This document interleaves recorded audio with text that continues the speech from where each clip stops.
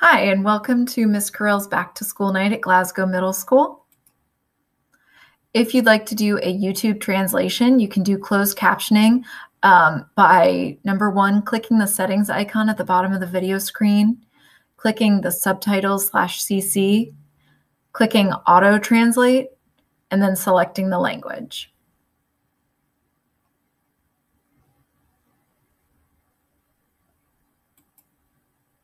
So welcome to 6th grade history. My name is Julie Kouril, and I'm so happy to have your student in my class this year.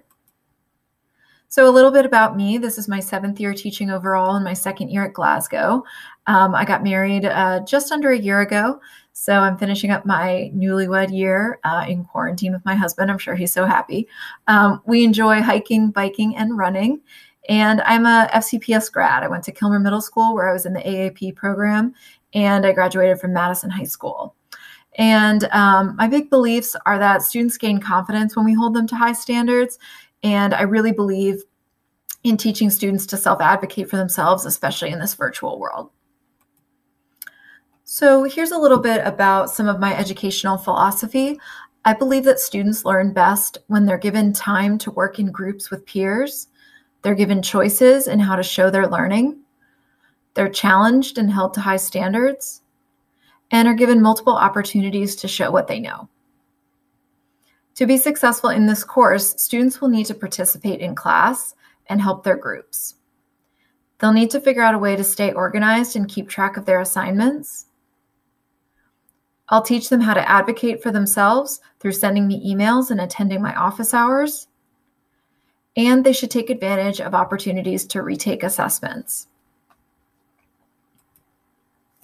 So what will your student learn this year in History 6? Well, this is a survey course. We do the first half of American history, and then in 7th grade, they do the second half of American history. So we start off with a unit on geography, which we started last week, and we will also follow these other remaining units. So we start off with Native Americans before Europeans came to North America. Then we learn about European exploration, colonial America, West African empires and the slave trade, the American Revolution, the new nation and the Constitution, westward expansion. Unit 9 is our activists and inventors unit. This is when we learn about abolitionists and women's rights activists before the Civil War, as well as inventors. And we finish up the year, most of 4th quarter is spent on the Civil War. So grading and assessments. This will look a little bit different this year, but not entirely. So we are an IB middle year school, which means that we do assessments in a very specific way. We do formative assessments. These are checks for understanding during the learning process. So these will happen during class. This might be group work, an exit ticket, that sort of thing. And in this course, it's worth 10% of their grade. Summative assessments are judgments about what content and skills were learned. And those are done at the end of the unit. They could look like tests, projects, or writing assignments. And those, we have different areas, and you can refer more to that on the syllabus. But there are 4 different types of summative assessment areas, and each one is worth 20%.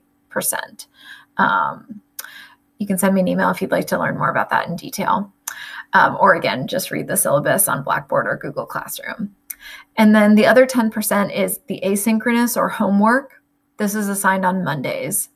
So we also give other feedback about how your student is organized and behaving in school on the report card through comments, but those are not graded.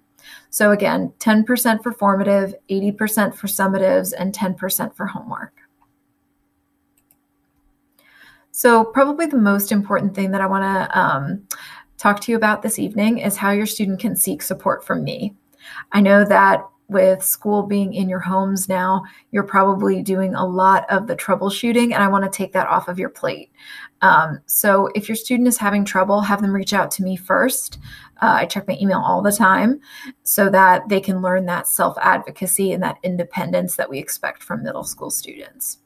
So where can they seek support? Well, on Blackboard 24/7, they can find my office hours, the syllabus, my contact info, and the weekly grid. However, most of our materials are on Google Classroom. And honestly, if I were you, I would just use Google Classroom exclusively because all the same information can be found there as well as the posted assignments and the weekly grid. The best way that your student can get into contact with me is by emailing me. Like I said, on Mondays, I check my email frequently because I know students are working on their Monday assignments. I also check my email after school and during school Tuesday through Friday, and I check it occasionally on the weekends. So I try to be very available by email. And the other thing is by coming to my office hours. And my hours are listed on Google Classroom and Blackboard 24/7, but they are 10 a.m.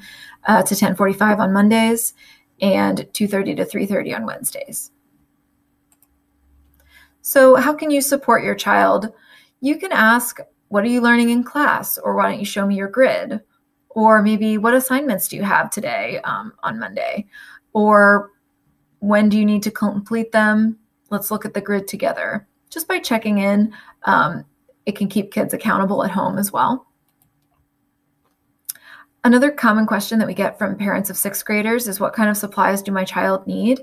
Well, it's a little different than elementary school. We don't require certain school supplies. We're never going to issue a list, but these are some things that might be helpful. Pens and pencils, the Glasgow school agenda and school computer were given out previous to school starting, so hopefully you have that. And it may be helpful for your student to have a binder with loose leaf paper or a notebook to take notes if they prefer to do that. The other thing, if possible, is if they have headphones, that might be good if they're in a noisy area or if there's multiple siblings sharing a space. So we're looking forward to a great year. If you have any questions, you can also email me at jbkouril@fcps.edu, and I look forward to the school year with your child this year. Thank you so much.